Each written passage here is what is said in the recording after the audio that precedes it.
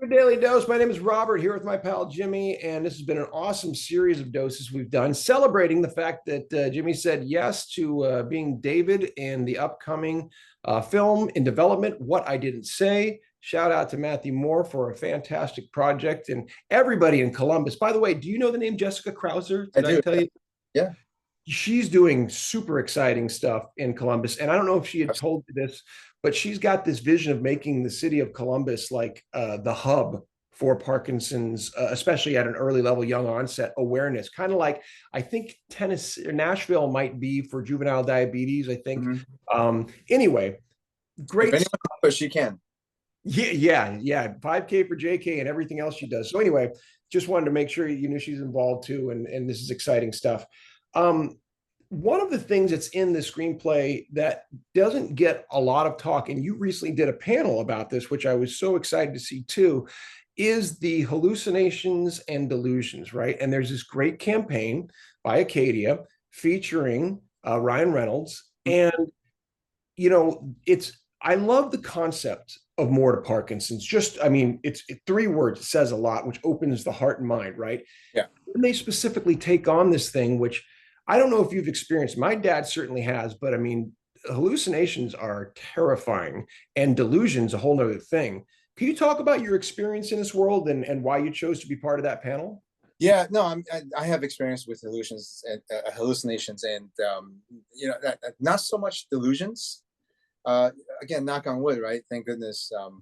But hallucinations for me, when it first time, the most memorable is not the first time that happened to me, but the most memorable time that happened to me was just freaked me out because it happened in public.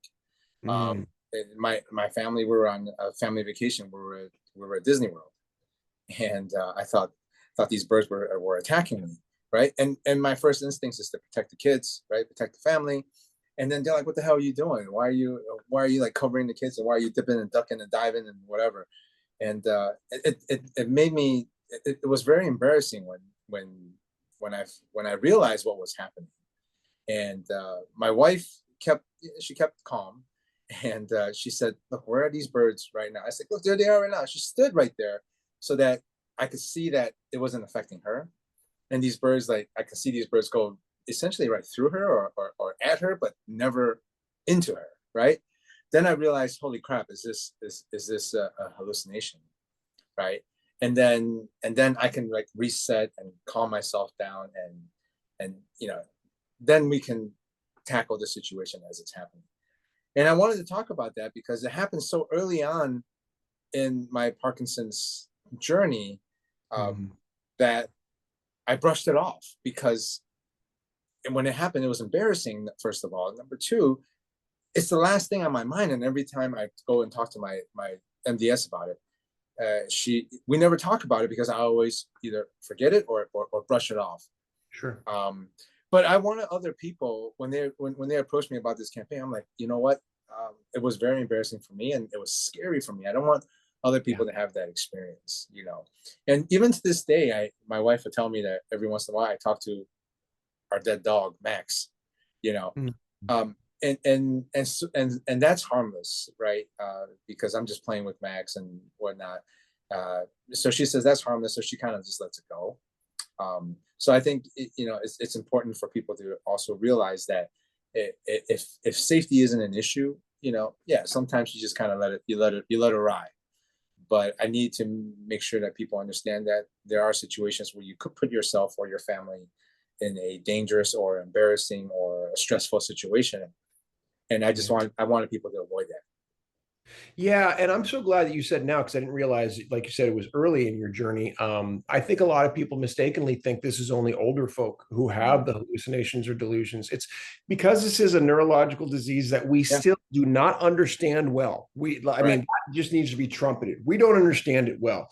right. So we don't know the hows, the whens, the whys. We just know this is a related symptom. And like you say, it can have a significant, tangible effect on quality of life. And that's the message needs to get out there. Absolutely. Yeah. And people don't think about like, oh, how can your quality of life be affected, Hmm. right? Well, I mean, when you're seeing things that aren't there, uh, you can definitely put yourself in a dangerous situation, right? And then as far as delusions is concerned, someone is delusional when they believe something is happening when it really isn't, right?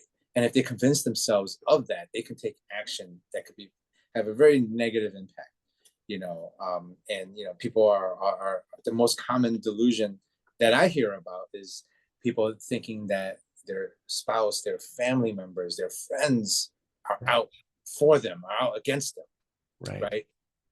And then if you let that go, without doing anything about it, you can eventually push everybody away. And the last thing you, as a person with Parkinson's, want to do is be left in isolation. That is Yep. not the place you want to be.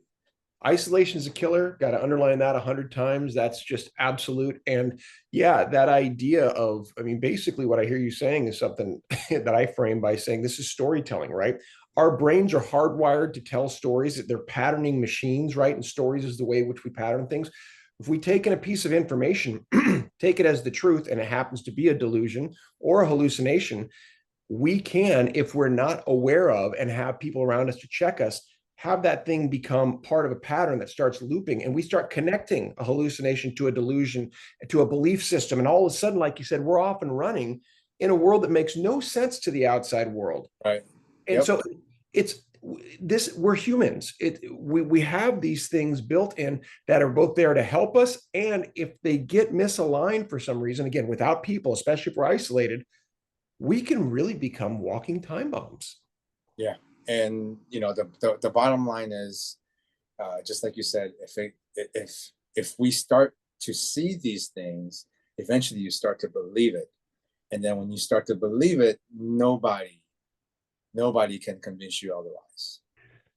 Yeah. And what then, right? And that's kind of back to your premise there about keeping loved ones close, informed. And by the way, I guess I didn't hear the term exactly, but it's like bought in, right? Everybody has to buy into the fact that, except maybe, this is part of the deal. And there's a lot of unknowns in this. We don't get to, I mean, this is not to downplay cancer, but I mean, there are protocols there that like, okay, we all know what we're doing and it's going to be tough, maybe, again, deadly, but we understand this is the process. Parkinson's is just an unknown. It's a huge unknown. And that's why we need this general awareness, this general support system, and an ongoing conversation from, again, not just the people with Parkinson's, but the broad community, because as the fastest growing neurological disease in the world, I heard this before, and I know I say it all the time. If you don't know somebody now, odds are in the next 15 to 20, it's going to either be you or you are going to know somebody. And to be honest with you, right now, all I've been hearing lately is, "Oh, I know somebody." Yeah. Okay. That's already happened. It's already happened. I mean, yeah, like you say, when does it go from in the next years to whoops, we crossed that threshold and we're still having a hard time accepting the prevalence? Ugh. Well, that's a conversation for another day, probably. Jimmy, I can't thank you enough for your time. I know, as always, you've got a ton going on in your life. I want to just express all my love in the world for you and your family, your continued courage and grace and strength and leadership, and frankly, your friendship. It just means the world to me. Thank you, man. Thank you. It means a lot to me, as to have you on the other side doing all the hard things, when sometimes I'm not able to do, and to take on my role as an advocate. I know there are guys out there like you, guys and women out there like you that are doing the things that's going to benefit everybody else. So thank you for that. I appreciate you. You're welcome. Let's help people say what they're not saying and make the change that needs to be changed. Okay. All right, man. All right. I'll see you on the next dose. Take care, Jimmy. Take care.